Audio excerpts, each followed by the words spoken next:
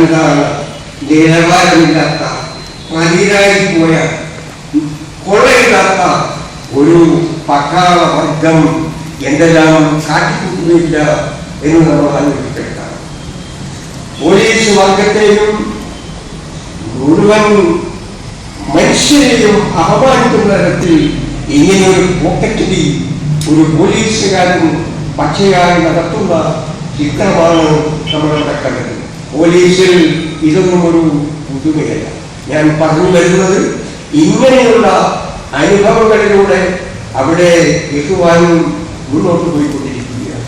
അമേരിക്കയുടെയും ഇസ്രായേലിന്റെയും പങ്കെടുക്കാമെന്നും അറബി രാഷ്ട്രങ്ങളുടെ പങ്കെടുക്കാമെന്നും ഒക്കെ അതിന്റെ അർത്ഥം മുർസി ഭീകരവാദത്തിന്റെ നേതാവായിരുന്നു എന്നാണ്.